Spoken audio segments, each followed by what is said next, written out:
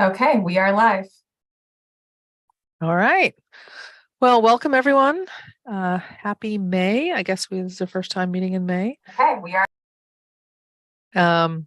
And today we are finishing up our pillar, kind of our first run through of all the pillars, sort of our stage one of this outcomes measures group. And so today, the first thing we're going to do is kind of go over those pillar 5 outcome measures that we talked about last time we met. And then we're going to jump into the blueprint overall measures. And we had talked about them in a prior meeting, but we're going to talk about them again, kind of start to hone in on wording and just be happy with the measures, hopefully. And then just for the last half an hour of our meeting, are going to be next steps. And we have put some thought into how to, as you know, we've talked about a lot of potential measures and a lot of the complexities that would exist with any of these measures. So we're going to talk about a process to help us really hone in on those things that would help the state, help the public understand where things are going, and where we need to possibly look deeper in the future. So I'm going to turn it over to Emma to remind us where we are on pillar 5. But before we do that, does anybody have any questions or things that they would like to bring up prior to getting started?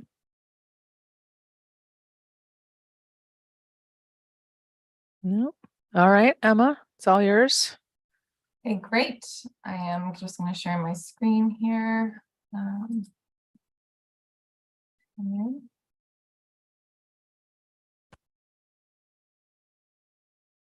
Okay. Can you all see my screen? Yes. Great. Okay, great. So like Laura said, we are discussing the key takeaways from pillar 5 first. So these are some of the outstanding items that we still had to discuss following our last work group meeting on April 24th.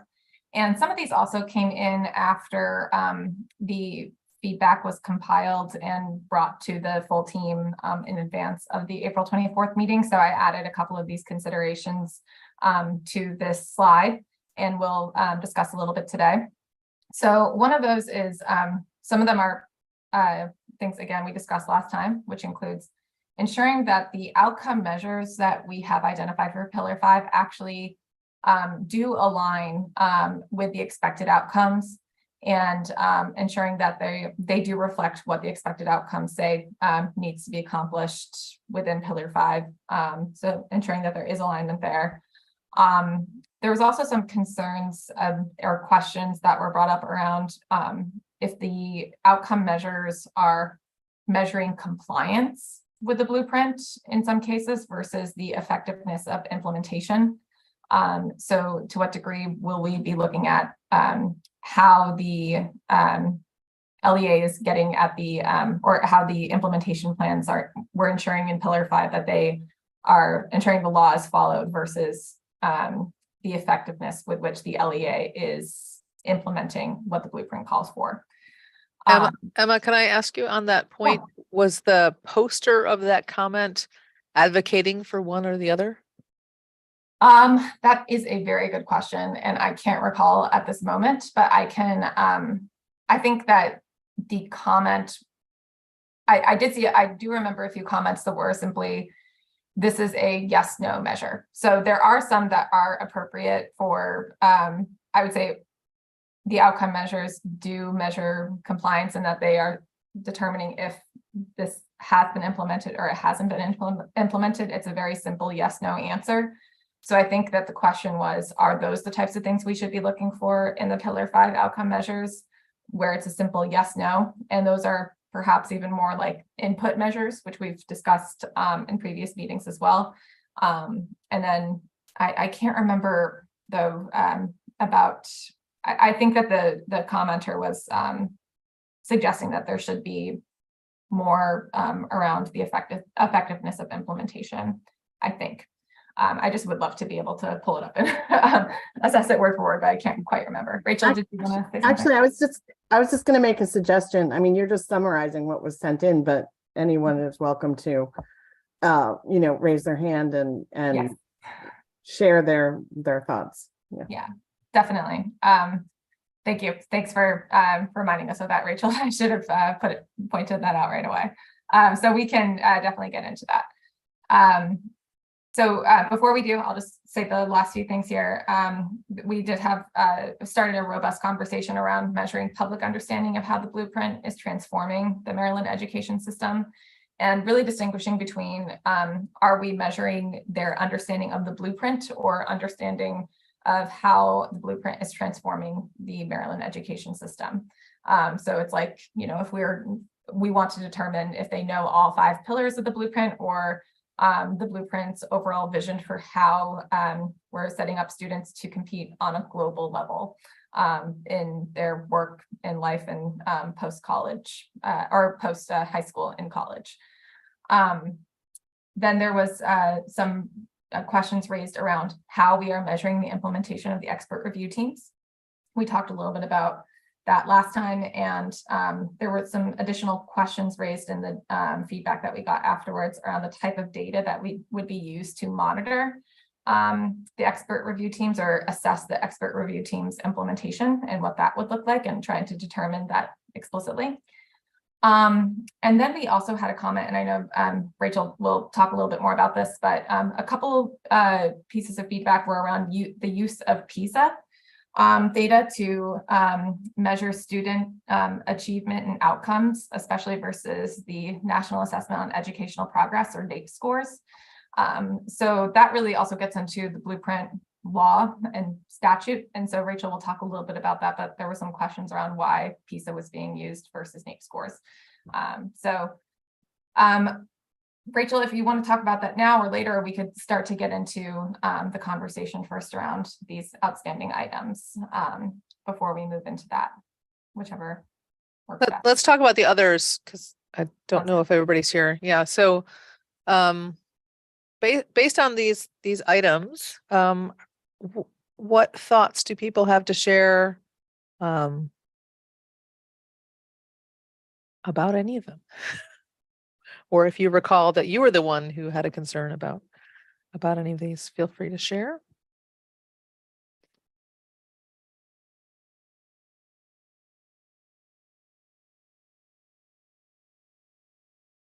Yep, Meg? Hi, so I see the second half of the second, which is the effectiveness of implementation, being very similar to those expert review teams, right? So they are the ones going in looking at implementation. So it's really important to dig a little deeper into what they're going to be doing. And I know MSD has a little more authority over them, or at least that's why I was looking at that earlier. But that would be really helpful for us to see what kinds of data are they going to be doing in order to really understand implementation, because that piece is really going to be on them to do that and provide that to us.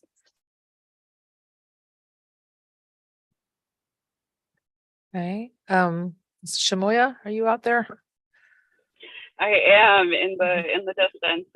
Wanted to agree that expert review teams can be helpful in assessing the quality of implementation in individual schools, but there are other things we'll need to look at, such as the coordination of state level agencies, even, the effectiveness of having a compliant executive office as compared to not having one, and what that means for the success of blueprint implementation. So ERTs, yes, but I do think that we need to look a bit more broadly. Okay, so I hear that information about the expert review teams can provide some of the information about effectiveness of implementation, but there's other components that would not be captured by that, which would include coordination of state level agencies. So we had discussed, just in terms of expert review teams, and this goes to that fourth bullet, of yes, we can look at the number of expert review team visits of schools. That's something that's quite quantifiable.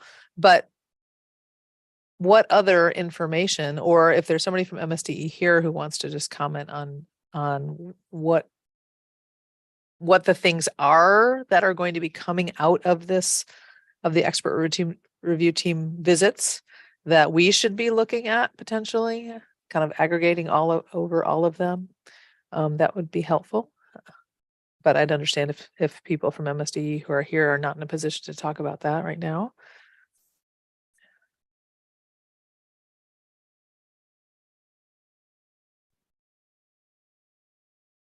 I can just say generally, like that the review teams will be looking at kind of a holistic approach of the school. So things like curriculum, as well as instruction, as well as services, professional learning, like spanning multiple, dimensions of the school. Thank you, Matt. Shamoya? I think I just realized expert review teams aren't going to be visiting Judy and Patty centers, will they? I don't believe so. And Rachel is shaking her head. I don't know if Shamoya, you can see everybody, but Rachel wants to say something. Yeah, Rachel? Sorry, I've lost the raise my hand thing again. No, they won't be visiting Judy or Patty centers. There is a annual reporting requirement for the Judy centers and the Patty centers that we around effectiveness of implementation that we actually that's a current report that's done annually. I want on the expert review teams, I wanted to point out that at the AIB's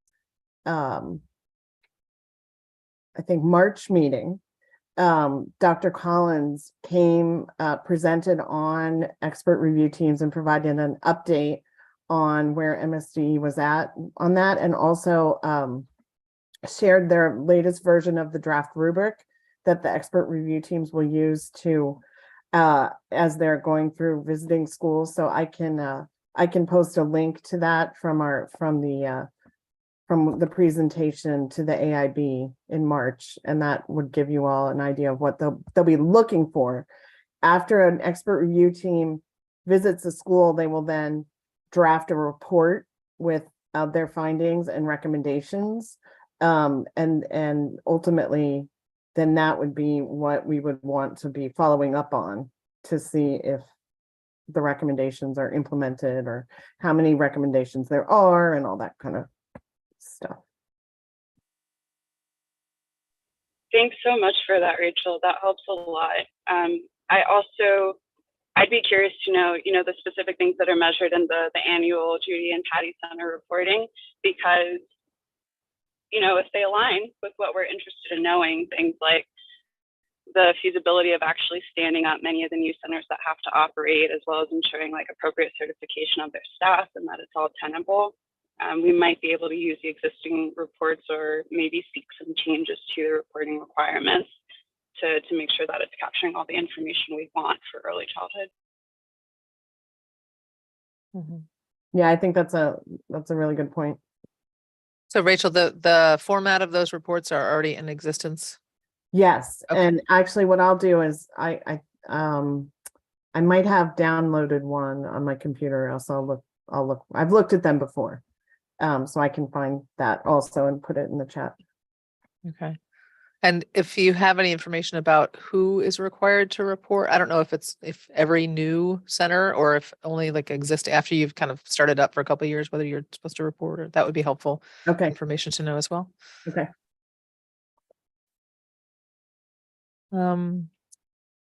Other comments about, sorry, let's go over to the communication side of things. Measuring public understanding of how the blueprint is transforming the Maryland education system. So we had talked last 2 weeks ago about sort of how would we get at that? How would we tap into whether the public has an understanding of what this even is? Actually, on my middle school, this is not part of the video. This is before we went live, but I spent the weekend with middle school kiddos and some chaperones, and the teachers don't know anything really about the blueprint. So even those people who are part of the stakeholders in this system directly don't have at least the ones I talked to don't have a good understanding of the blueprint. So other than going on a lot of field trips and talking to teachers, what are ways to tap into kind of the public understanding.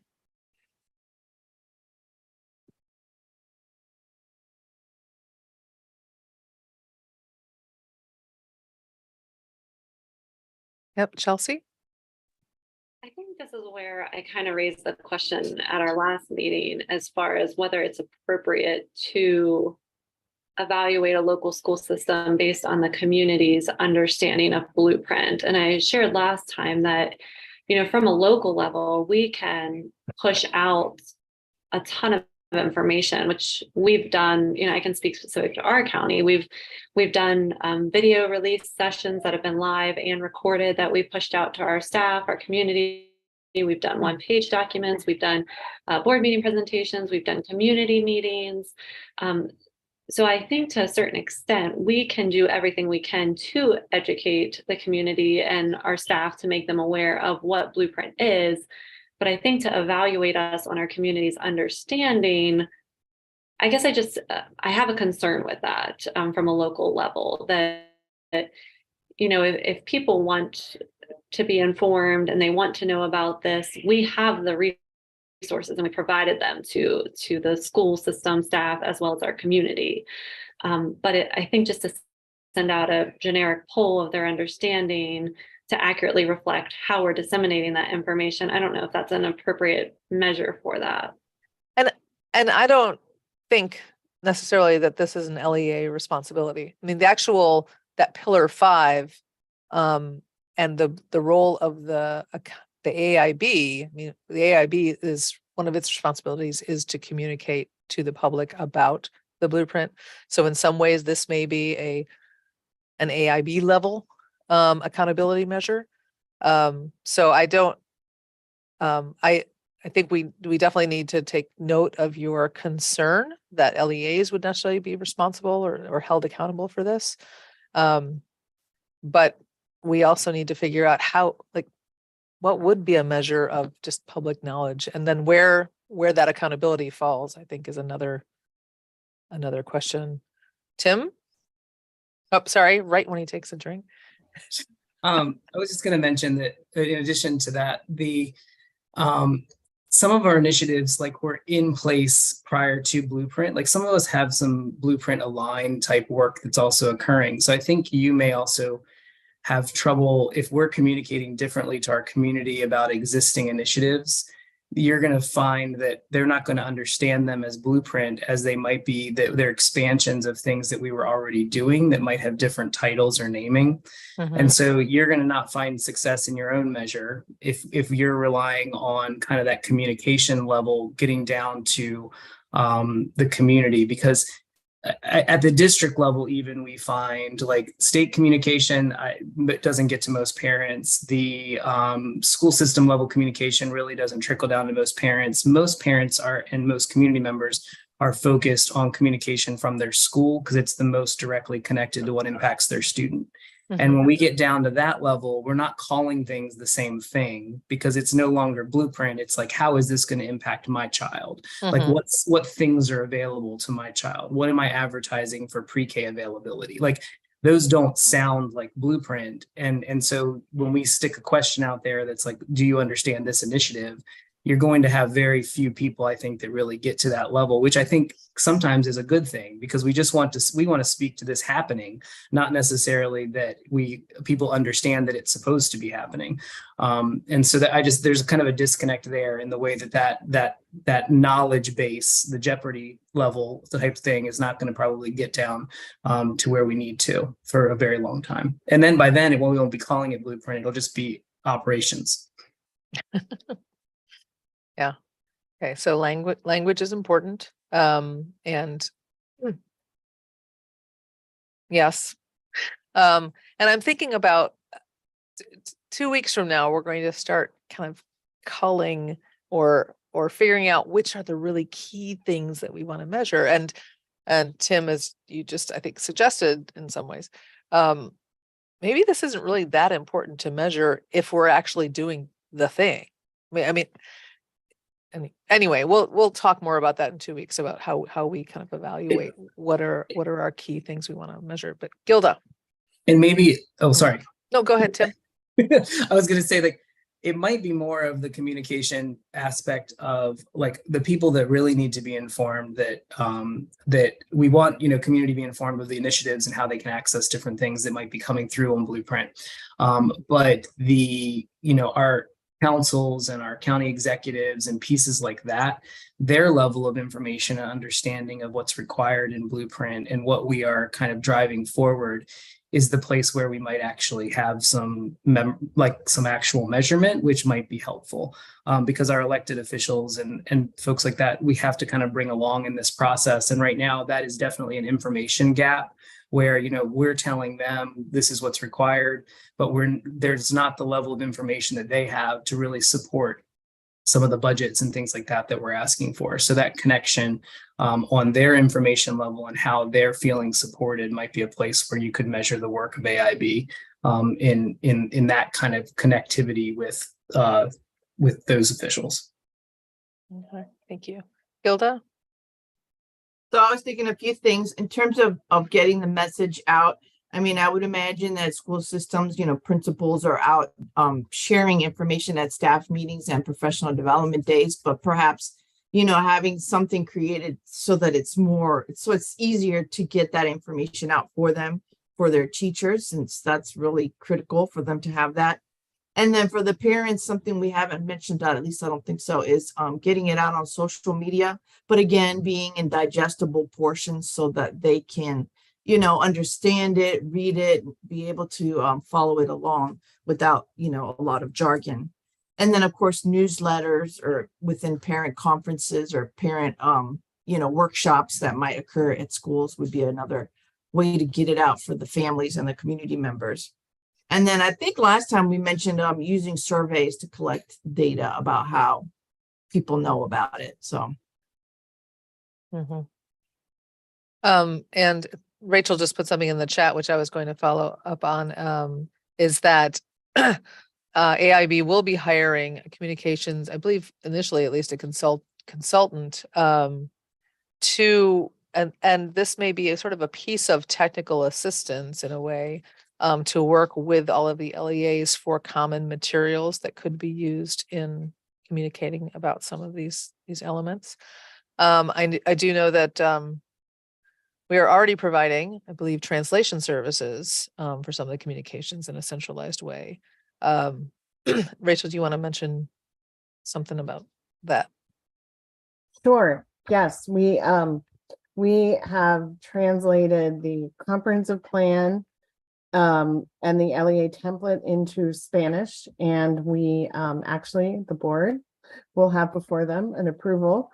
And if it is approved on Thursday, then we will be translating the 24 LEA plans into Spanish as well.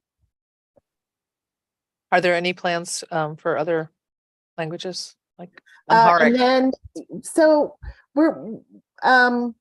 we did a survey of the LEAs to see if there were some common languages, and there were a few. It seems like it's more of an LEA by LEA kind of situation, which are the most prominent languages spoken other than English and Spanish. So we were sort of not sure it was worth the centralized translation for some of those, but that's still, you know, to be decided. Thank you. Sorry, I'm veering off outcomes measures work. I need to I need to rein myself back in. All right, we have like about 15 more minutes about this. Oh, yep. Dr. Stapleton, I just Shamoya's hand is up. I'm not sure if it's up. I did not see that. Shamoya, thank you. All good. I am parked now. I wanted to weigh in here and just remind us all. So the blueprint is a paradigm shift, right? And so while I absolutely agree, legally, the AIB is responsible for that communication to parents, school members, and community members.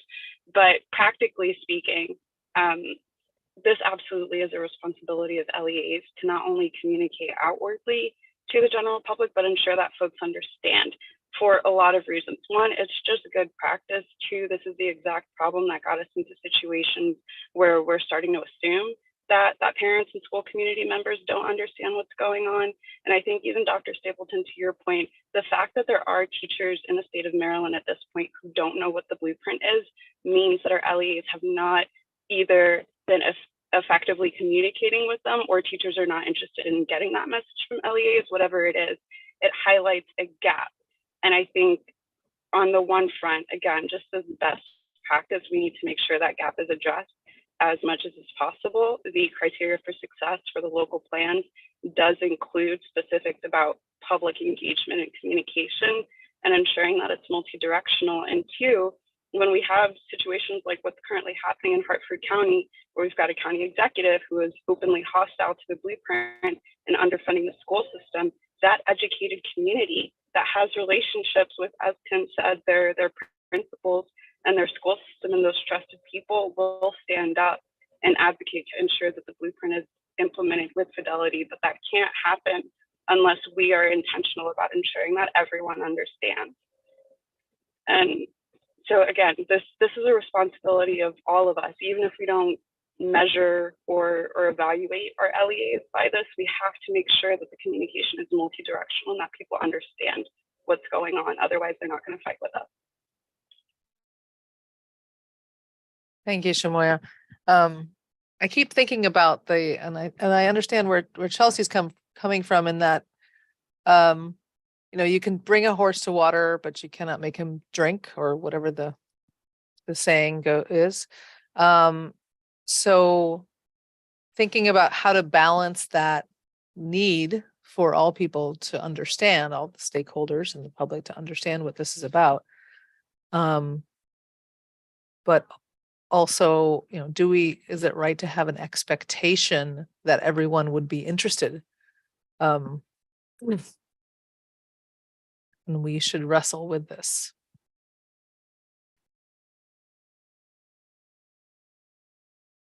In the 15 minutes or 13 minutes we have left for this section, Rachel, do you want to talk a little bit about the PISA, sort of the requirements and the legislation with regards to PISA and how we're seeing it playing out in this accountability piece? Sure. So participating in PISA, which is the Program for International Student Assessment, this is something that the Organization for Economic Cooperation and Development administers every 3 years. That is to countries around the world and systems around the world. That is actually a requirement in the blueprint that the board would, that the AIB would coordinate through MSDE, Maryland participating in PISA in the future. And this is, in addition to NAEP. So this was not, supplanting NAEP scores or looking at NAEP scores.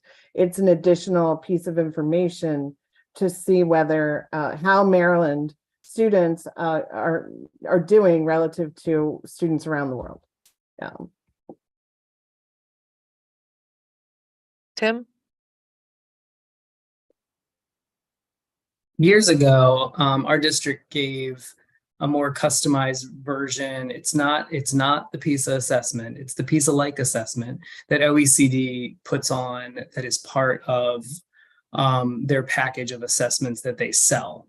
And it's meant to be comparable as far as the scales and where you place yourself on PISA. And believe me, as the local accountability coordinator, I'm not advocating for more testing.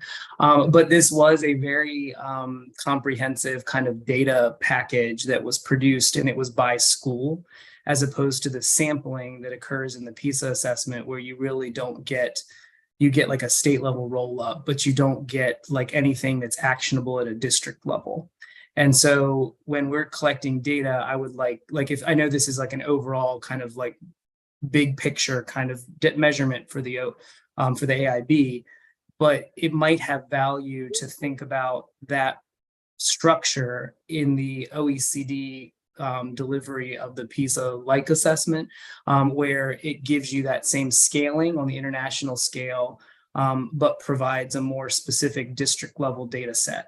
And it's reasonably priced as far as I think I remember, as compared to a lot of things. So it might be something that could be looked at as an option, because it gives you some of the intent of the law, but some actionability at the local level. And I understand that that's called PISA for schools, what you're talking about, PISA. And we're not sure that they still are doing that, but we will check on that. Great. But Tim, I'm writing you down for advocating for more testing. Please no. No. Right. With intentionality, I'm here, but not not just because we thought it was a good idea. All right, Keisha? I wanted to associate myself with Tim's comments around, we did the same thing. And a few years back, we also did the OECD. And I think in terms of planning for something like this, I also agree that the ability for us to obtain data for schools that is actionable is beneficial when we're asked to kind of participate in these types of assessments, because when it doesn't provide us information that can directly inform the work, right? Like it's rolled up, like he said, NAEP is rolled up to the state, and we get questions like, well, what did it look like for Montgomery County? We aren't able to answer that. So I think as you continue to explore this one, what are some opportunities for things that can directly show results by school and at the LEA level? And then I would be remiss if I didn't advocate for like what could come off the plate if we're going to put some things out there, because, we have a number of mandated assessments, and, adding one more, I can see would not be, we wouldn't get a lot of positive feedback on that. Yeah, but you could pin it on Tim. No, so what did, so the PISA allows us to compare with other countries, right? What would the PISA for your LEA, based on a sample of students in your LEA, give you that the MCAP doesn't give you?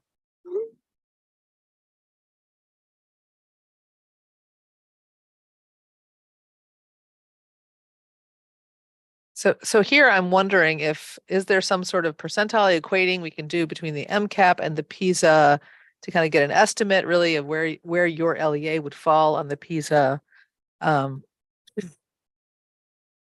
So Dr. Stapleton, could I ask Jackie Kramer from National Center for Education and Economy? absolutely. She Welcome, knows Jackie. PISA very well. Yep. And I'll be right back. Hi, thanks. I was trying to understand what your question, if you were asking about the PISA for schools test or the PISA or Yeah. Maryland participating as a sub-jurisdiction in PISA. Well, it was a question for Tim and Keisha. Okay. So they're advocating for, they'd Right. rather not have PISA at a state level, but have PISA at the LEA level to provide actionable information. And I'm Right. wondering what is unique about PISA that they wouldn't get from the MCAP that it's already required for their LEA? Right. I mean, I can let them answer that, because that seemed like a question for them about their. Yeah, I was trying to remember what we received from the OEC. It's been a good number of years, so it's not readily in my mind in terms of the difference. Outside of what was indicated in terms of the national comparison for PISA, I don't directly recall. I don't know, Tim, if you remember what the results look like. I was trying to pull it up, but my computer just did some fun things. It had a lot of interesting data points.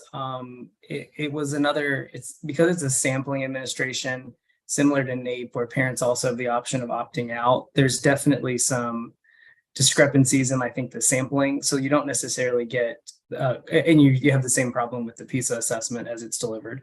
But it was a very large data package, as far as it did some questioning at the beginning, looking at even things like school climate, which provided us with some additional data that now we kind of have in the MSD school climate survey as well. But there was just a lot of information about international benchmarking and where your school kind of landed within the scope of other school systems that they measured across the PISA assessment. It was an interesting data set. It was way more than I think the average administrator could unpack in a year.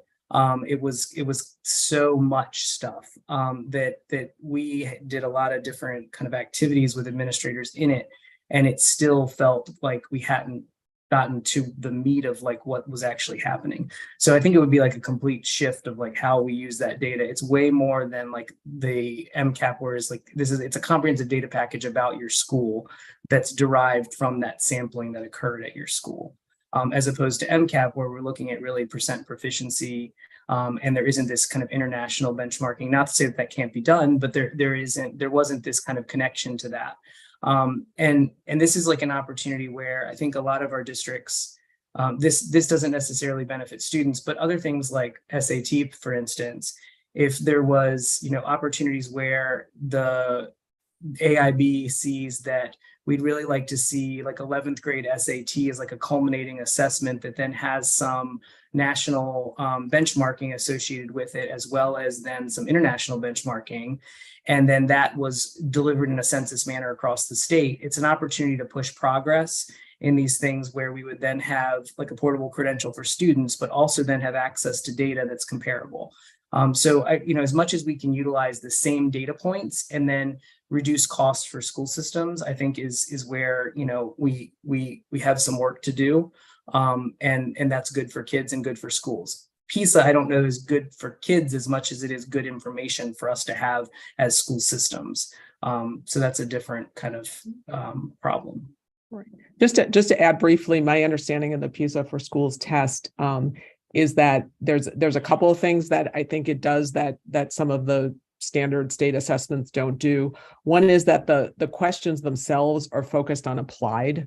They're a different kind of question than you often see on the state test. So it gives you sometimes the information you get about proficiency is somewhat different. And the other thing that Tim just mentioned about doing a survey, they sort of they connect the data on the assessment to some of the survey information to give you some more nuanced information that you don't often get again on state tests. And then the other piece of that is that it provides the ability to compare yourself to like schools, both internationally and nationally. So there's a lot of information there that you can pull from. And I know various districts and states have over the years used it and thought it was an interesting database to use. Jackie, would you mind repeating what you said at the beginning? You said that PISA for Schools has questions that are focused on, and I didn't catch that. I thought maybe you said applied, but I couldn't. I mean, the idea of the PISA test itself is how students apply their knowledge. So the questions are about the application of knowledge. And then, as in my understanding, some of the survey questions are more about interest in certain things, or not just surveys about demographic information. No. Survey about attitudinal measures about school climate, things like that. Yeah. I just want to elevate Shamoya's chat. Said really like Tim's suggestion as an internal research agenda item for AIB. There's a lot of testing and reporting we can consolidate as we're implementing the law. And I do not know if MSDE has connected the school survey data or if that's even connectable, if the student ID information is on those surveys to achievement outcomes. But that's something that I would guess is done with the PISA data, but not necessarily with the data that are collected currently.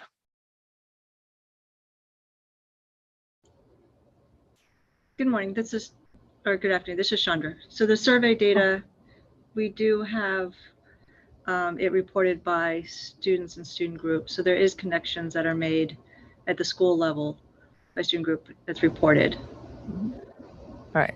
So it connects it to demographics. Does it connect across the sort of proficiency levels or test performance?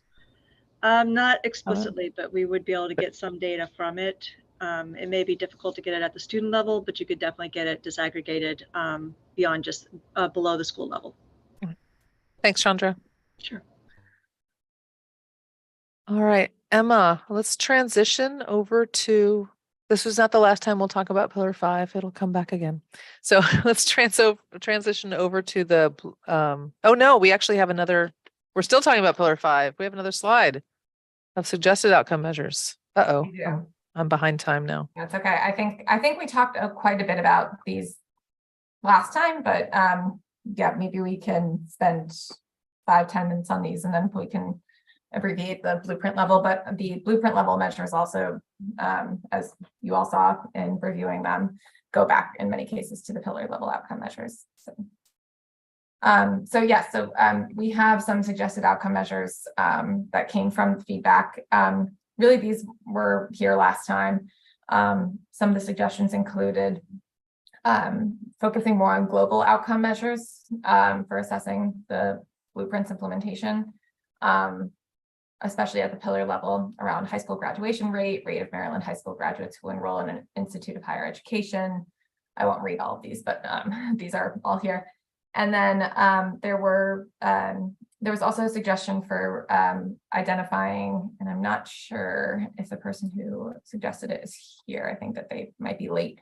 But an additional outcome measure that was sent afterwards was around relevant updates to the Blueprint Comprehensive Plan as an outcome measure. And I would love to hear a little bit more about that one if the person who suggested it is here, but I'm not sure that they are.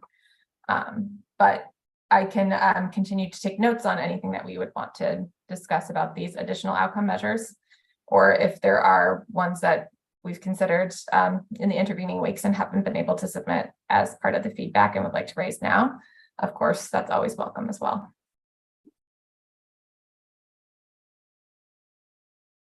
Emma, actually right now might be a good time because Shimoya asked about the question about disaggregated and a couple of these bullets say, you know, incarceration rate in the Maryland population disaggregated, poverty rate disaggregated, but the other ones don't say disaggregated.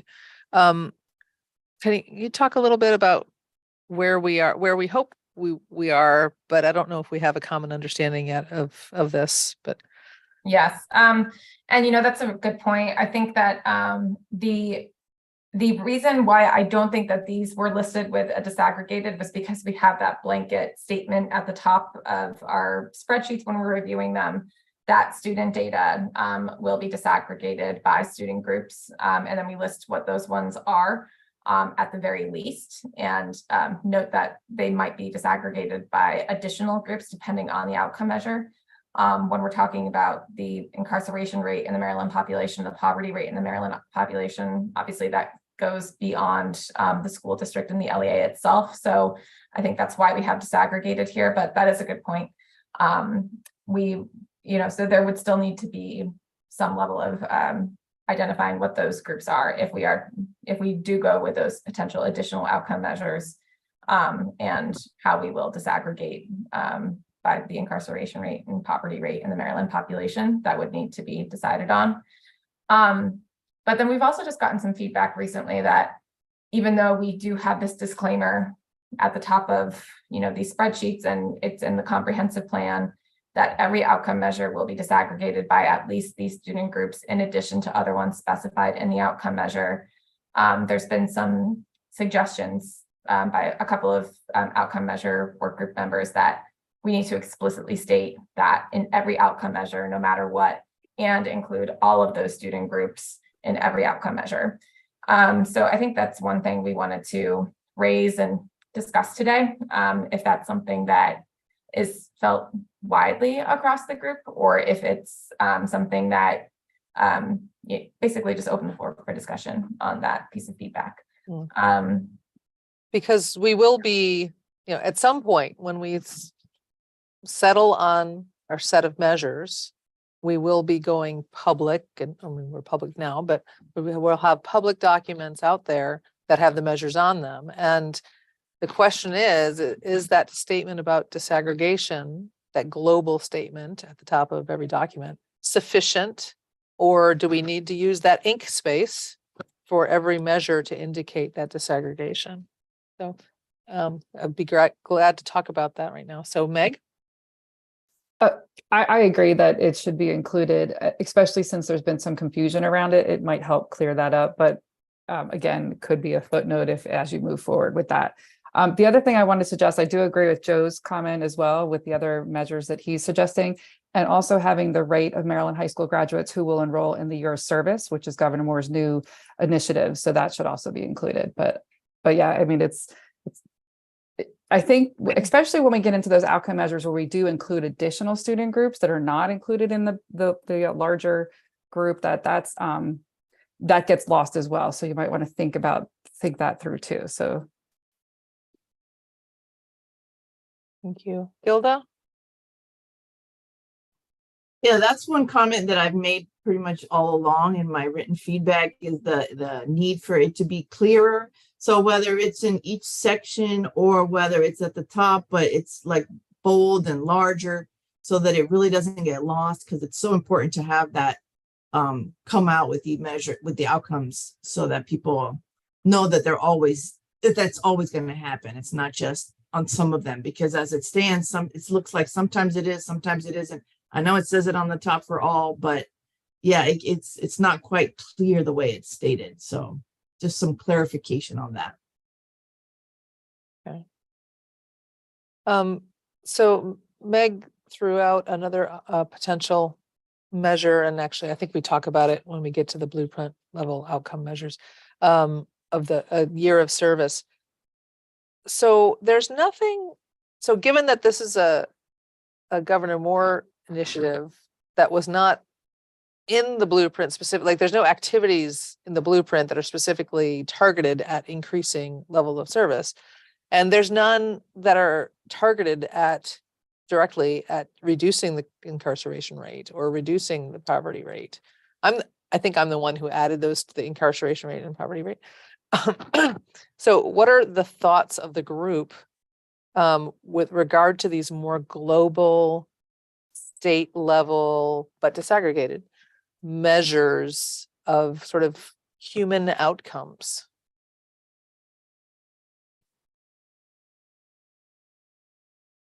Meg?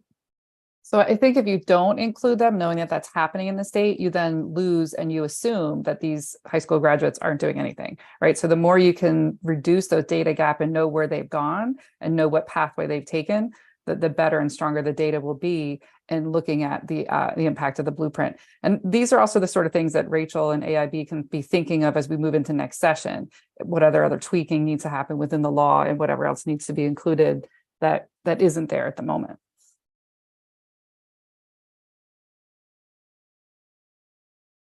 Others? And Joe, did you want to share your comment? Since I sort of missed it in the chat. I mean, I was just thinking, a lot of times within the post-secondary world, what I hear of is 4 metrics that are pretty common, which would be second-year college persistence rates, 6-year college graduation rates, initial wage at the time of employment, and then 60-day employment retention rate. So I guess two metrics for individuals going directly into the workforce, and then 2 metrics for individuals that are going into higher education. I mean, clearly, especially the higher education ones are going to be a little bit harder because, a 6-year college graduation rate is going to be delayed, but or the results over time will be delayed. But I do think these are pretty common measures that are used across workforce providers, across universities, and there probably is some value as we try to get everybody rowing in the same direction to trying to get some alignment in those areas, especially if those are measures that we care deeply about. Keisha, did you want to add something or? No, I was, Joe kind of said it. I was just thinking for our district, for example, we look at, immediate enrollment, post-secondary enrollment in colleges. Then we also look at, within the year. I do agree with the persistence aspects. We've also looked at that, and the graduation rates.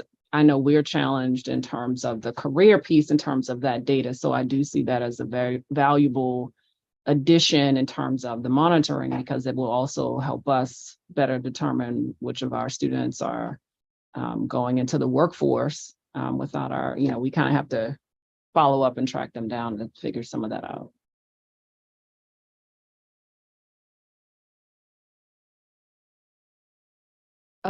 The last bullet on this slide was a suggested outcome measure of relevant updates to the Blueprint Comprehensive Plan every 2 to 3 years. I'm not sure if the person has joined who made that comment, who wants to share their thoughts on that.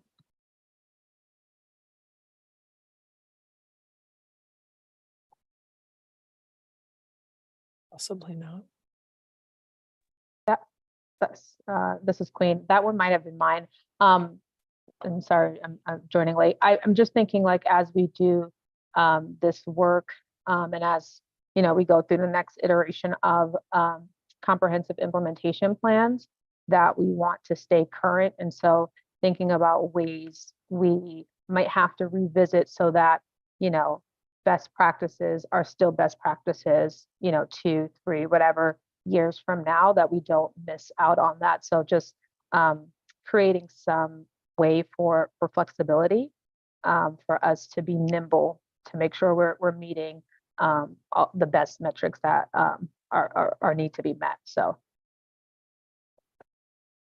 Queen, just to clarify, so something like that outcome measure would be number of updates, do you think, to the comprehensive plan, like as a general, like conceptual outcome measure, or frequency of updates to the outcome, to the blueprint? Right, yes, exactly that, like the frequency. And I don't know what exactly that should be, because again, we want something that is standardized and without like changing too much. But so I don't know what that best number is. I think we'd have to explore that, but okay, yeah, that's a good point. Well, I'd like to talk about that a little bit, like, because I can see a process where it would be important that we would review the put into a process where the comprehensive plan is reviewed and evaluated for alignment with best practices.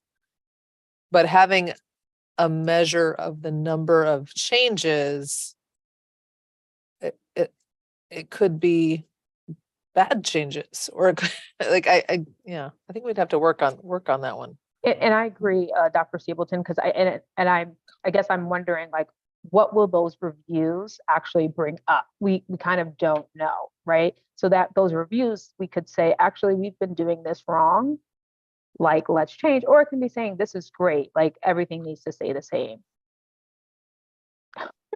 Yeah, no, I was just thinking maybe there's also room then for something around implementation requirements. And I think we might even, I have to go back and look at what's in there for plan updates and how frequently that's done.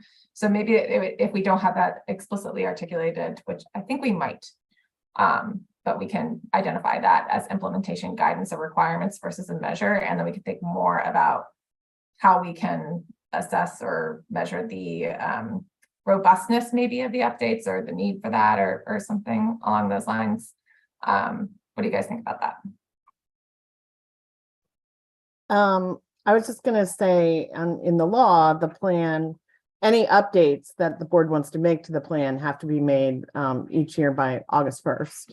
So there's sort of this understanding in the law that there would be, some type of annual update. I hope that we're not making lots of changes every year, but I think the intent is that there would be a process every year. And I think the board, we haven't gotten that far to think about, how we want to organize those updates in terms of what we focus on each time. Or I don't know what that looks like, but this year the main focus is going to be on incorporating outcome measures into the plan.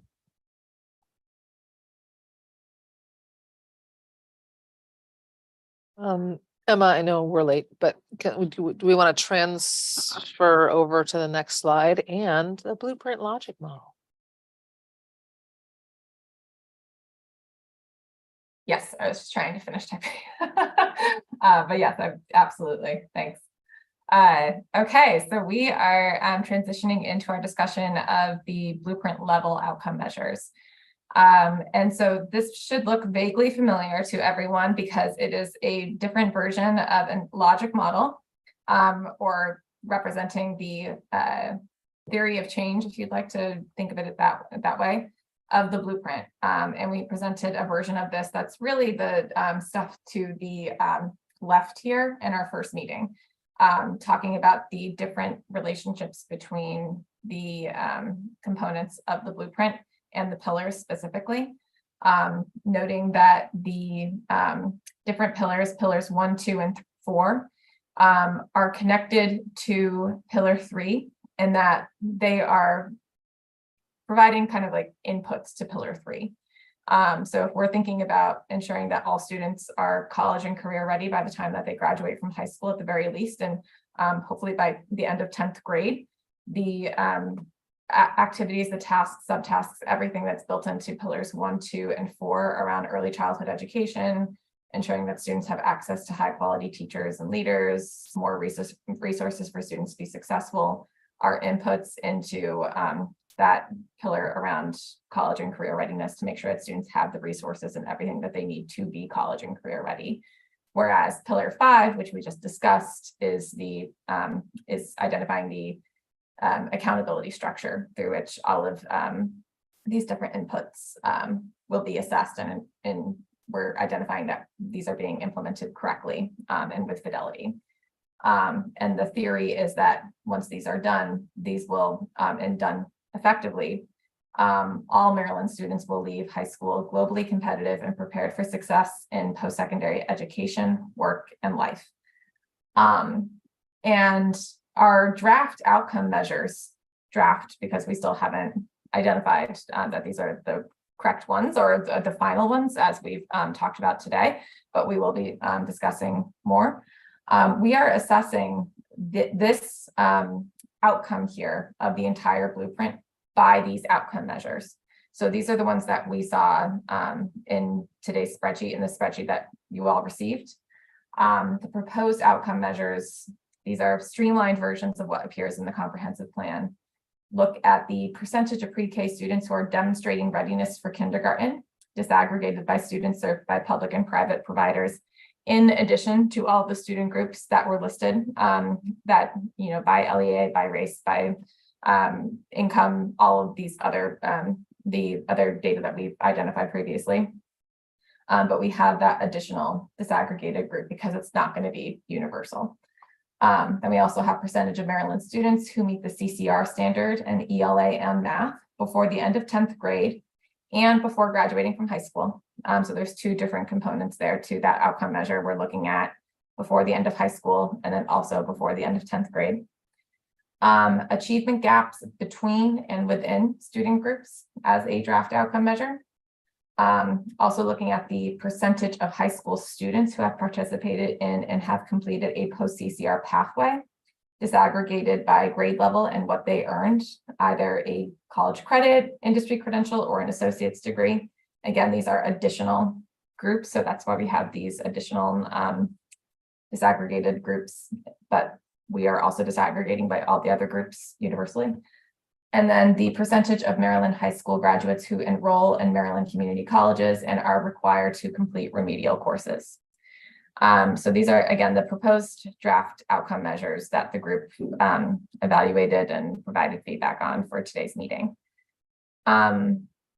So I will just quickly summarize some of the feedback that we received. And of course, if there's additional feedback today or thoughts on these pieces of feedback, we can, we're here to discuss.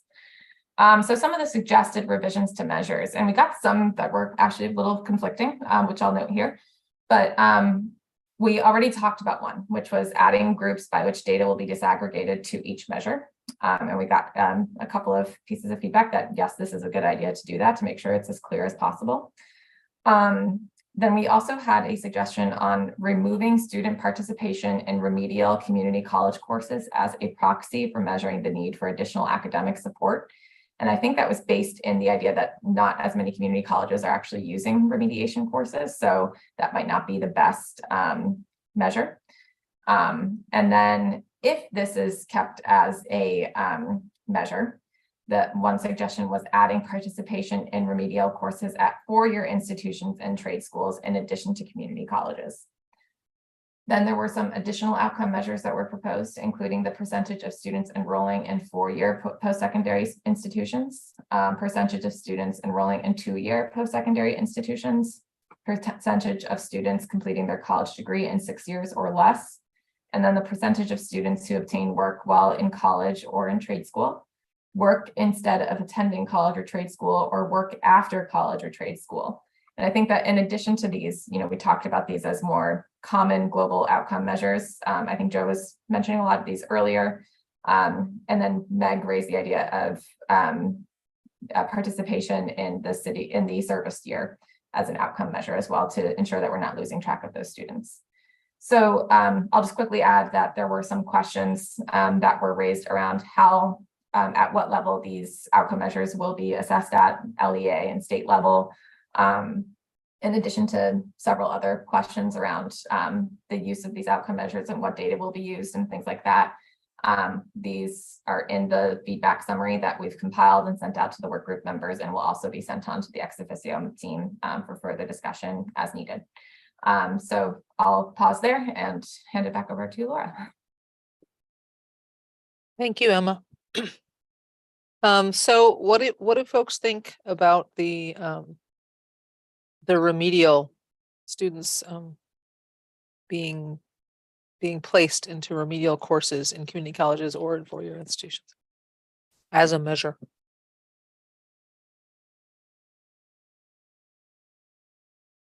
Emily? Sure. So I think remedial education is tricky for lots of reasons.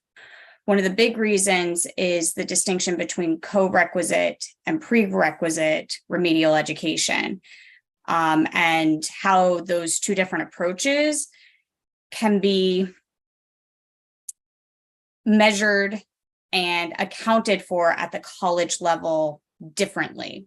So, for example, a college may implement co-requisite remedial education. So you're taking the credit-bearing math course, but you're also enrolled in a supplemental math course to help you through that.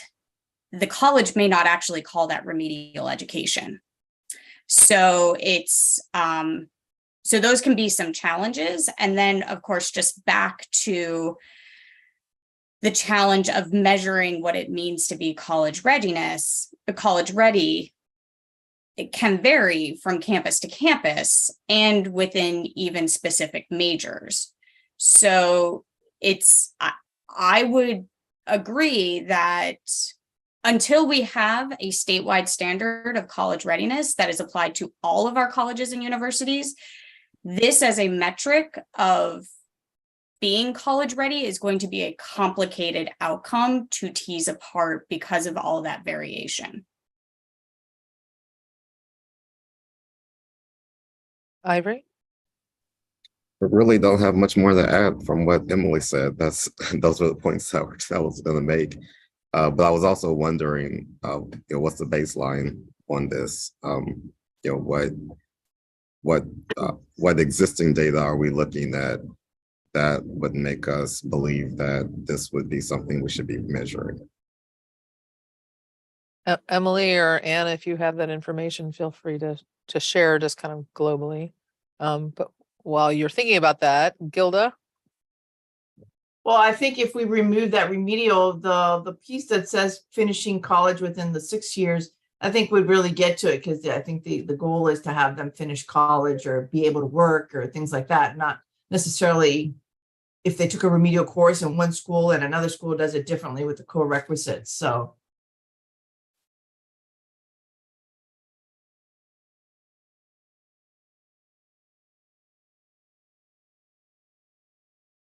And Emily, I noticed you talked about you said being college ready is defined differently at each college. But aren't we defining CCR at 10th grade? So is it perhaps moot to even think about that status level once they're in college? Sure. I'm asking that of everybody. I'm happy to respond, but I don't want to jump in if I'm not called on. Emily, what do you have to say about that? So I think so yes, I agree, right? Once we have a statewide standard of college and career readiness that is not only adopted by MSDE and the LEAs and aligns with the blueprint, the extra adoption is going to be our colleges adopting those standards and agreeing to those standards. So there's kind of important stakeholders in all of this. So once that's adopted, I agree. I think this becomes, then everyone's held to the same standard. However, when a student is deemed needing support, how that support is implemented becomes nuances that may not, that don't matter. But in our current environment, and until we have a statewide standard, we have to consider those additional structures. I have another thought. I don't want to, another thought, just to throw it out there for consideration, would be instead not necessarily measuring remediation or enrollment in remediation, but students' ability to get a passing grade in their entry-level math or English course. That may be, and when do they take that math or English course during their academic career? If they're taking that math or English course 3 years after high school, a passing grade may not be a reasonable measure. This takes us back to the 2013 legislation, the College and Career Readiness and College Completion Act, where students are really supposed to be taking their first credit-bearing math and English course within the first 2 semesters, maybe 3 semesters. It's prescriptive. Whether students are actually doing that is also up for. So those could be additional measures about students' progression through college and making sure that they are taking courses successfully and taking them in a timely manner. I'll stop talking. Thank you. Thank you, Emily. And I think I know what Rachel's going to say, but I'm going to let Rachel say stuff. Rachel.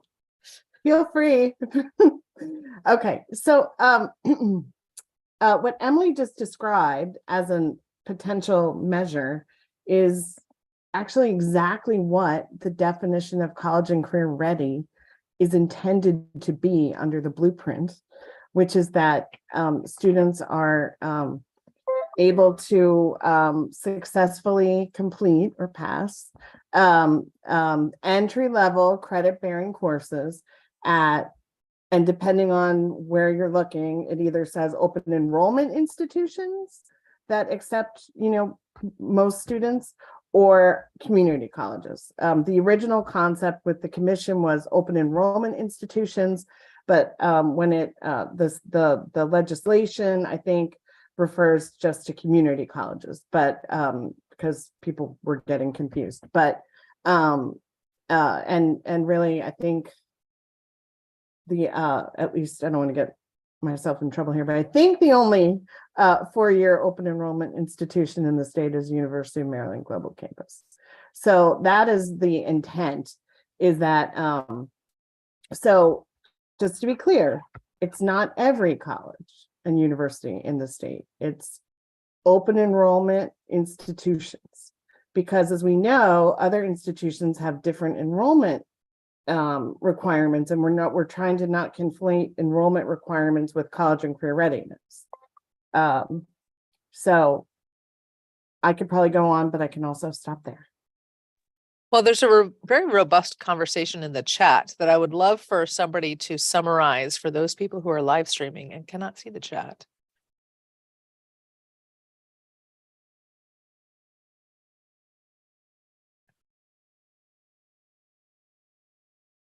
No. Let's see. Well, I can read them. Okay, why don't you read yeah, them? because I'm trying to process this. So Tim Guy asked, are the colleges measuring the effectiveness of the supports and remediation for actual success in the first credit-bearing course? as the LEAs are being asked to do. And then Ann Kellogg makes the point that I think she was agreeing with Emily that if remediation participation in remedial courses is a measure, that it should be tied to immediate enrollment. And that does make sense. I think at least the measures that I've seen are looking at student success who enroll within 1 year of, I think, and Anne would know this better than me, but I think that's the definition, at least, of one of the metrics, that you're only looking at students who enroll at the college within 1 year of high school graduation. Yeah, the technical immediate is the fall after high school. Like, it literally means immediate. Fall, so not a whole year, just the fall. Okay. Yeah. So that's the iPad's kind of standard definition, is that you fed the pipeline directly and there was no lag. No service year, perhaps, that may also throw off the thoughts of how that would be measured.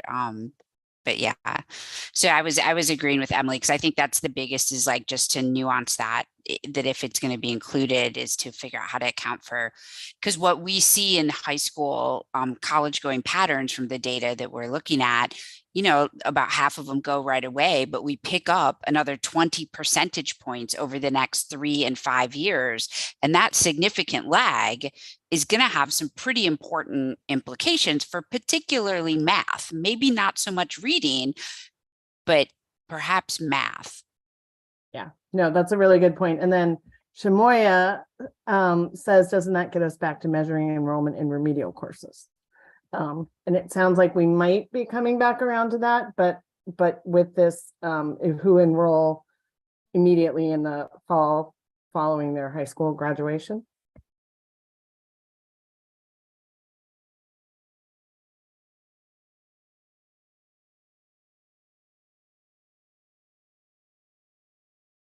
Emily? I just wanted to respond to a couple of the items in the chat. So there are standards that the community colleges have all independently, on their own accord, agreed to defining what is college readiness. That's through an existing MOU between the Maryland Association of Community Colleges and I'm going to get the acronym wrong, but it's essentially the Maryland Association of Superintendents, the local superintendents. And so they've agreed on a variety of metrics, GPA, a variety of standardized tests. And I believe that MOU most recently actually adopted that determining college readiness is best utilized when using multiple metrics, not just one. So not only have the community colleges agreed with the superintendents around what it means to be college ready, they're also making a statement that multiple measures is better than one single measure of college readiness. So that does currently exist. I do, if I can, just go back to this issue of college readiness versus admissions requirements. My concern, and I know I struggle to vocalize this in a clear and articulate way. If we don't have a statewide standard of college readiness that all colleges accept and adopt, you could very well have a student be admitted and enroll at College Park, at Bowie, and those institutions say, yes, we've admitted you, but you're not college ready. You need to take our remedial courses. And that is my worry of not having a statewide standard that all colleges and universities.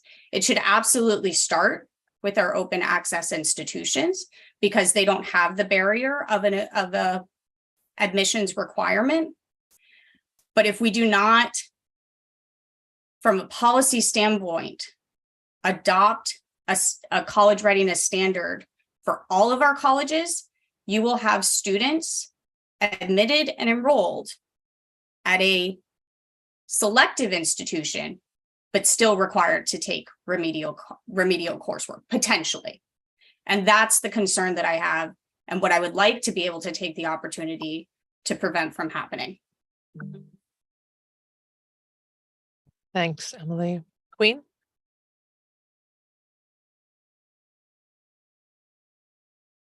course, my screen goes everywhere. But that's exactly what I was trying to ask Emily. What are those admission standards or criteria that schools have that warrant a student needing to take remedial classes? How does that translate to whatever? Obviously, we don't know yet. Those CCR standards will be. So I'm getting that we don't have consensus there yet. So thank you for that. I hope I answered your question, or is there, okay. And it sounds like, I think, I'm adding a lot of these to notes, obviously on outcome measures, since those are the notes that are up, but there's some implementation considerations that are coming up in this conversation as well that are probably more appropriate for that document. So I'll make sure to transfer these over as we're talking about the standard that fits more into probably updates or potential considerations in the future for the AIB to look at. So Keisha, note that. Sorry, Keisha, could you talk a little bit more about what what you stated in the chat? Sure. Especially given that some people are thumbs upping it. Yeah, no problem. So I agree with what Emily just shared. And I wrote that I struggle with it because as an LEA, we have measures that, by the end of grade 10, students will be deemed college and career ready if they meet these measures. And so it sounds, there's this disconnect, it seems, that an LEA is going to be following this guidance to designate a student as college and career ready.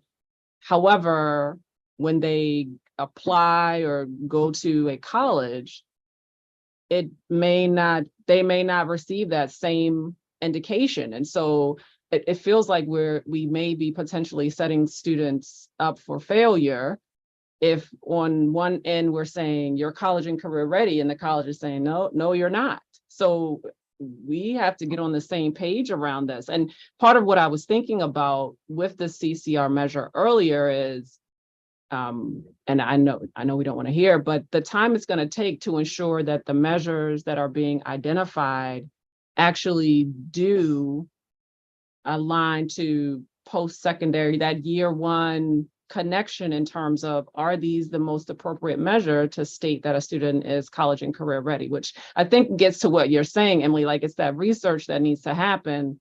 We're saying over here, these are the measures. And when we look at year one outcomes, yep, they work, or nope, they don't work. And we need to go back to the drawing board.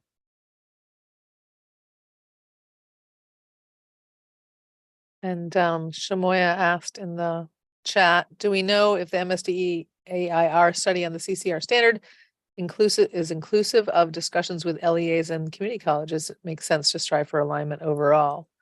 I believe when they last presented to us, they indicated that they were doing focus groups with those communities. I don't know if those have happened as of yet. And if anybody on the MSDE side knows and wants to chime in, feel free.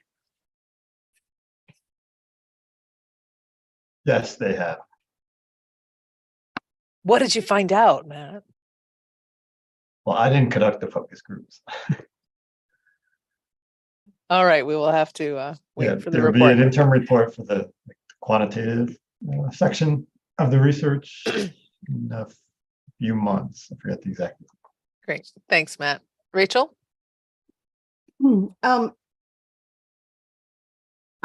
It seems like we need to have a separate meeting on CCR at some point to just talk about this further. But I just want to be clear about what the commission recommended and what the blueprint calls for. And it is a different definition of college and career readiness than what Emily is advocating for. And so I mean, we've all been in education for a long time. So this conversation has been around for a long time. Do you have one definition of college readiness and a different definition of career readiness, or do you have one definition of college and career readiness? And there've been a lot of conversations about that in Maryland for many, many years. What the commission recommended and what the blueprint calls for is a definition of college and career readiness that sets the minimum bar for what college and career readiness means based on being able to be successful in an entry-level credit-bearing course at an open enrollment institution, not at any higher education institution. So that is then a signal that that student is ready and able to participate in these post-CCR pathways, that they would then, you know, if a student wanted to attend a more selective institution, they would want to go onto one of the college preparation pathways or dual enrollment pathways, so that they are gaining the skills and knowledge to be able to be successful at a more selective institution. Other students might choose a different career pathway or sort of mix and match. But I mean, this is a fundamental difference in what college and career readiness means, that we're going to have to resolve at some point.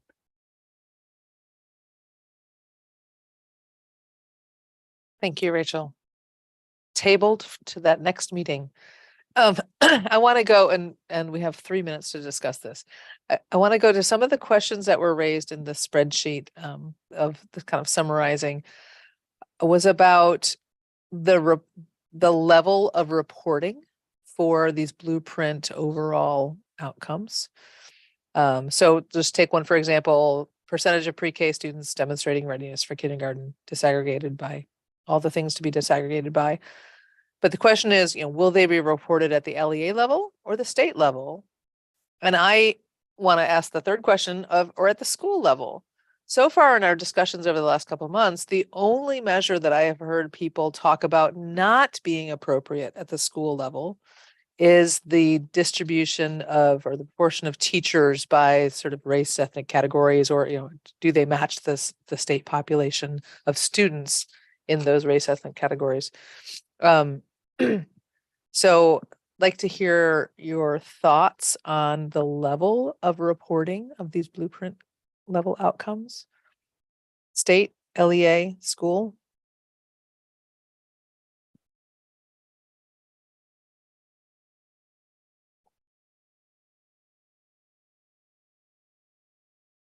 Laura's choice.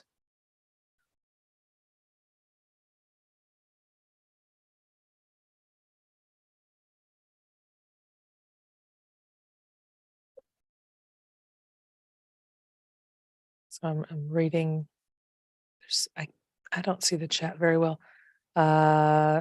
Please feel free to defer that until later. I don't want to pull us too far off track. Okay, so it wasn't about this specific question. Not this one. No, got it. I think it makes a lot of sense to collect data at the school level where it makes sense. I'm worried a little bit about, obviously we have the report, the MSDA has the report card, and there's certain data that is already collected at the school level. So I think we would just need to be really selective about what we want to collect at the school level, because it will be a lot of data points. So that would be my only caution, but I think that's where the rubber hits the road. So I think, at the end of the day, that is what we want to see, things improving at the individual schools. Is the question about collecting data at the school level or reporting? Right, because I'm like, when I'm thinking about it from like all of our data, it starts at the individual level and is aggregated up, right, to the district and the state level. So I guess the clarity for me is, are we talking about reporting? So it was mentioned the MD report card site, right? Like you can look at the state level and you can look at the LEA level, disaggregated for the data points that are there. And then there are some data downloads that you can also see school level information. Is that what we're talking about here, or is it more than that? Well, I think, if we think about any of these measures being reported via or through the multiple disaggregations that we're talking about and possible intersections, that's a lot of data, but it's data that when you use the word actionable earlier, I mean, it doesn't help us to know that Montgomery County, 60% of the students are kindergarten or KRA results indicate that they're ready. But if you have 5 schools where only 5% of the kids are, that would be important to know. And you as a LEA rep know that. The question is, should that be elevated in this accountability system so that the AIB says, hey, MCPS, what are you doing about those students? We're concerned. What's your strategy? Or do we just say, all right, 60%, you guys are okay? Ivory? Yeah, there's certain data points that you can request from a school that will help them with elevating their students to the highest level, and then there's other points of data that you're requesting that would just be a burden and actually hinder their ability to serve their students well. And I think that's what we have to consider. If we ask them, how many students are participating in extracurricular activities, that actually would be something that's very helpful to them. It would be a goal for them to strive for. It would be a way for them to connect and understand what their students are interested in. But if we're asking them, like your example of kindergarten readiness assessment, that may not be the best thing in terms of helping them to understand what they need to do better. So I think we just need to understand that, and maybe, if it's within our power to give some instruction on collecting data in a way that helps to improve and inform systems.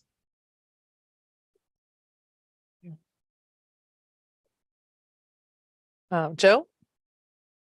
Yeah, I think some of this is probably going to have to boil down to measure by measure. Like, I think, and I think this is going to be probably part of the discussion for the group on what makes better sense to report at the school level versus the LEA level. I think for the most part, most of these measures probably can and should be reported at the school level. And I think, you've surfaced many of these reasons for this. I think mostly, a lot of this for the sake of equity, to make sure that, there's a clear perspective, that there's not, major outliers on one end or the other, and that we have a clear perspective on, where each of the schools stands in terms of these different measures that we're looking to report upon. But I would advocate, for the most part, being more nuanced about this, and going by measure to determine what makes the most sense for each of them. But I think when possible, it probably makes the most sense to try to report this at the school level. Mm-hmm. And I appreciate, I don't know who put it in the chat, but I appreciate the concern possibly that having this in the public eye, I mean, technically all of this is FOIable, but having it directly out in the public eye may be harmful to the school community. So it's possible that we can actually just have a sort of distribution shown for each LEA of where their schools fall on we can have like a box plot or something, and then we can see, well, you have several that are down here in this low band. We don't identify who they are necessarily, but we can talk with the LEAs about, you need to come up with a plan for how to help those schools achieve more like the higher schools in that district. I thought I saw another hand, but perhaps not. All right, I know we're running late on time. Let me transition us to the last sections, which is sort of next steps. Thank you all for this great conversation. And I'm turning it back over to Emma, who might also share with Jackie, I think. Yep, yes, we'll do. So I just wanted to quickly, before we transition into the pillar 1 logic model that I discussed at the beginning of the meeting, share a little bit about the next steps and what we're going to be doing now that we have reviewed the blueprint level outcome measures. This is certainly not to say that we're done talking about this, and we will continue to discuss and can continue to take feedback. But for the next meeting, we are focusing again on pillars 1 and 2 on Monday, May 22nd from 3 to 5 p.m. Right back here. So I wanted to just share a little bit about what that meeting will look like and how we're progressing with the work group. That we, have talked a lot about the outcome measures for each pillar, different implementation considerations in some cases for them, but have had really rigorous discussions about, different considerations, metrics that should be used, other possible outcome measures, revisions to the existing outcome measures, and to have outcome measures for the updated comprehensive plan, we would like to start to identify explicit outcome measures that will be included in the updated comprehensive plan, and that will be used and measured publicly for assessing blueprint implementation progress. So that is part of what the work group will be doing moving forward, or really the focus of the work group's work moving forward. So to help facilitate that, to really start to take a look at what we have, what we've proposed, and consider that we have, a whole plethora of outcome measures that have been suggested and revised, but not everything can be measured as much as we would like for it to. And there's a question of how effective that would be to actually measure everything. You can't have your attention on absolutely everything. So we're looking now at narrowing that list down and really thinking about what are the priority outcome measures right now for each of these pillars, and then for the blueprint as a whole. That is not to say that they can't ever be updated again. It certainly is not the case whatsoever. But for this next iteration of the plan, we want to think about those highest priority pillar outcome measures that need to be publicly tracked. And this is to say too that, there might be outcome measures that are publicly tracked that are on our website that the AIB puts out regular updates on, but that there will be other internal outcomes that it will also be assessing. So that I just wanted to clarify that too. But to help facilitate this narrowing down and the identification of these priority outcomes, you'll be receiving a full list of the updated proposed pillar 1 and 2 outcome measures before the next meeting, and just asked to identify what you would consider the 5 highest priority pillar outcome measures. That doesn't mean, again, that these are the 5 that are going solely to the board for approval or anything along those lines. This is a consensus-driven group, but this is to help facilitate that conversation and really get us thinking about what are the key ones that we want to be, moving forward, and that we would want the AIB, the full board, to consider in updating the comprehensive plan.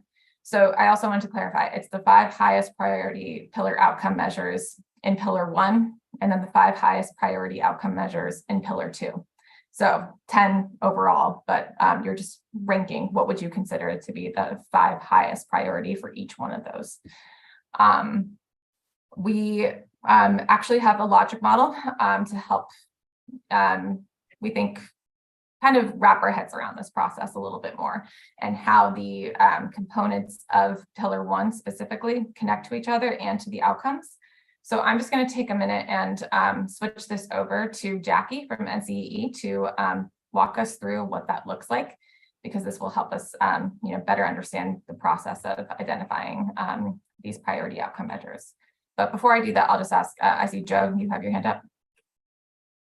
I think one of the concepts that we had talked about was also making this available publicly. I don't know if that's a direction we were still moving in, but just as kind of an exercise for anybody else who is watching and wants to provide input, to also look at these different outcome measures and provide their own ranking and input on what with a forced choice, what they would elevate and what they would value. Yeah, I think that would be really, really helpful to just give us some more insight and what the public's thinking and if we're, you know, in alignment, or if there's some, you know, or if there's things that we need to vet and think through a little bit better. Thank you for that reminder, Joe. Yes, we have actually feedback forms now for the outcome measures work group. So those are on the website, and haven't received comments quite yet, but maybe if we have a new form that's out there, we can make sure that those are ranked and that people have access to rank those outcome measures. But this is a plug for those feedback forms. They are on the website if you would like to sign up to provide public comment or to actually provide feedback. They are available on the AIB homepage. But yeah, we can definitely revise or create a new one for actually ranking those outcome measures. So thank you for reminding or for surfacing that, Joe. So Jackie, if you'd like to raise the or share your screen, be great. I think my colleague Charlotte's going to share her screen. And this is just slightly different from the one in the PowerPoint, if any of you got it, because it includes the timeline at the bottom. So we managed to sort of squeeze it in here. But we've been working with AIB on trying to develop logic and it got changed to logic map. Okay. I think we were trying to call them logic maps because they're not exactly what you would see in a standard way of a logic model. And I think part of that is because what the blueprint is trying to do is so complex, and it's really trying to sort of change the whole system that it's really hard to map it in a very sort of linear way of what the input in and what the output looks like. So we've instead just tried to map the logic of each pillar.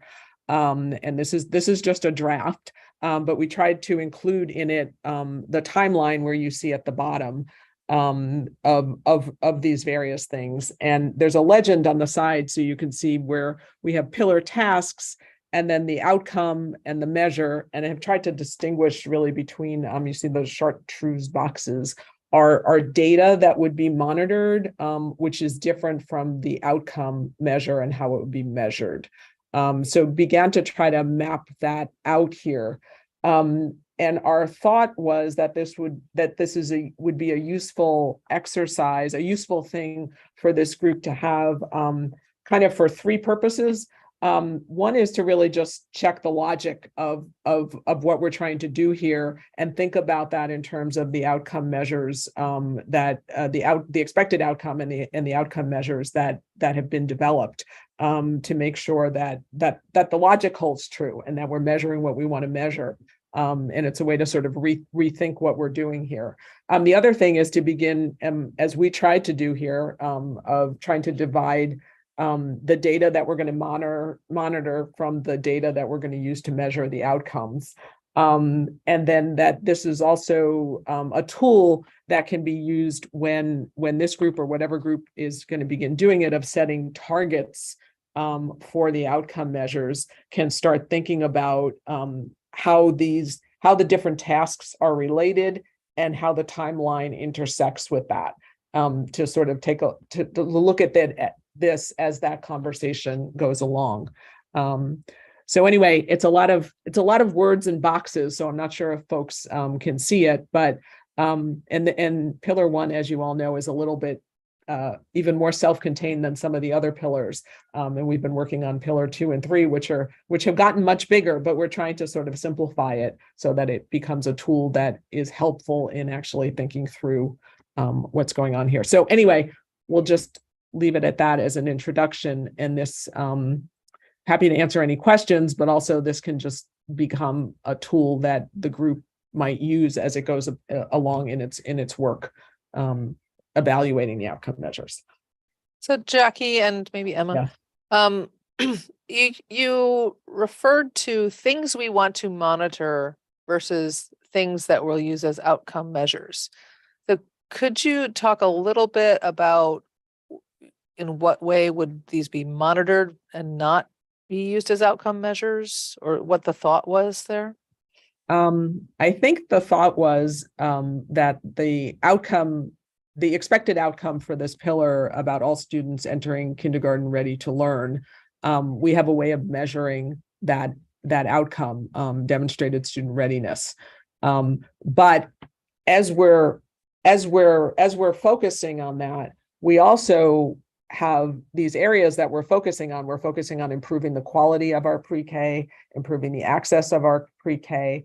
And there's things that we want to keep an eye on over the course of implementing the blueprint, of how the different providers are, where they are in their Excel ratings, the enrollment rates and how they're going up. And these are sort of things that we want to monitor toward the goal of having all of our students ready to learn once they get into kindergarten. So that was the idea of trying to map that out.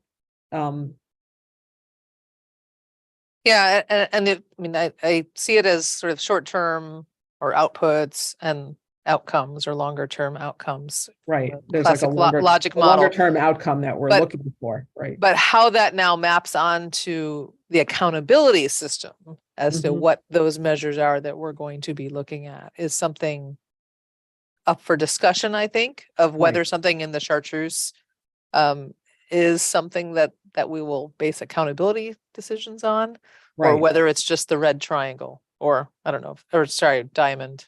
Right.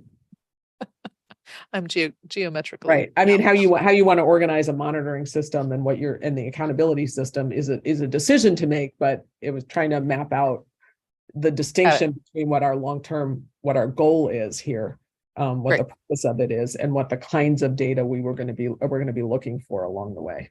Great, thank you. That helps.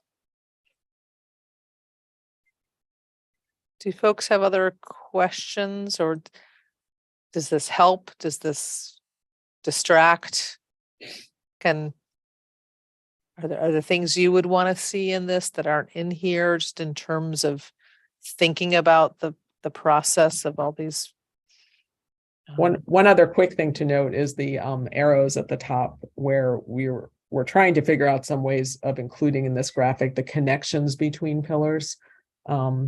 And readiness means that they're ready to move into some of the work that we're doing in pillars 3 and 4, and that some of the work we're doing around support for teachers in pillar 2 would sort of be an input to improving quality in the pre-K system.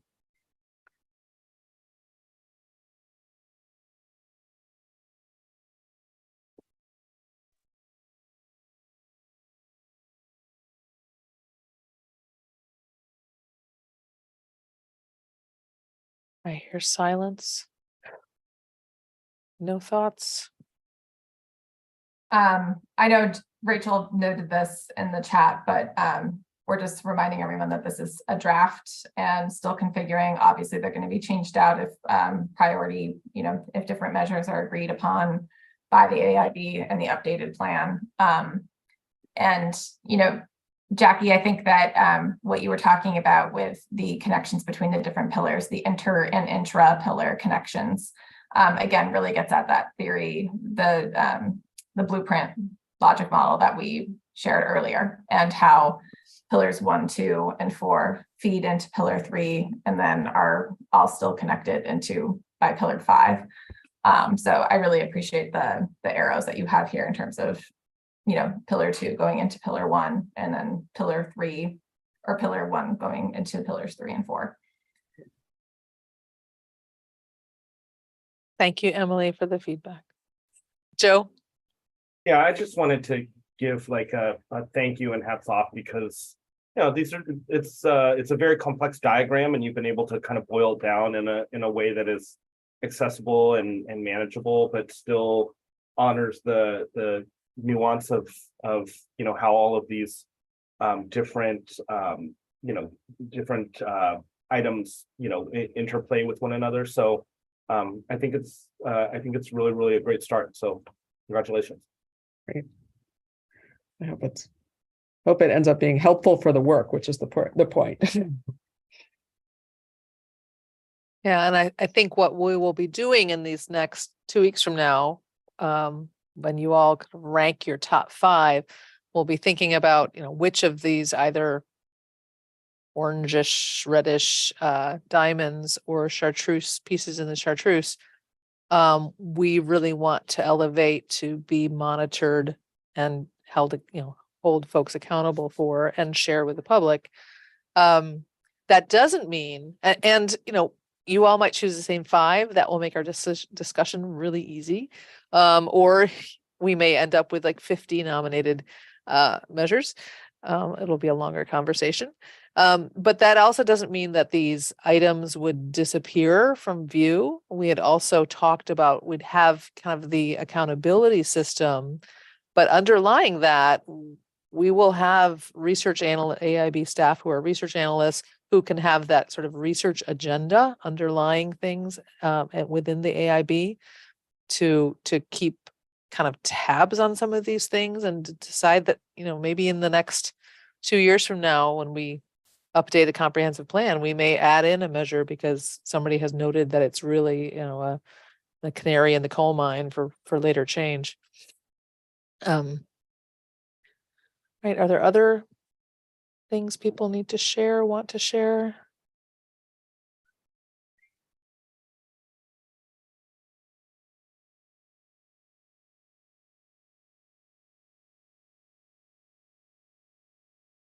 We have 8 more minutes, Emma. I'll just quickly say that I will be just posting some opportunities, or one opportunity next week for office hours. If you are, you know, looking at the pillars 1 and 2 outcome measures and have some questions around ranking, or just want to talk and, you know, mull things over, I will be there, and we'll make sure to circulate those office hours times. And then if you just want to also meet individually to talk things through, you know, please let me know. Reach out. I'm happy to chat, because this will be a fun but difficult process. I think we all know that these have been really robust conversations, but this is going to be, you know, some really great work moving forward here. We have had that so far, and I'm really excited to see, you know, where this group takes us moving forward here. So I guess that's a way of saying thank you all for your continued commitment. This has really been wonderful to be a part of, and so thank you. You are greatly appreciated. Very much so. All right. I think we're going to gift you back 7 minutes of your day. Thank you all. Be on the lookout for an email from Emma with that ranking instructions. And we will see you in 13 days. Yeah. Thanks, everyone. Thank you. Thank you.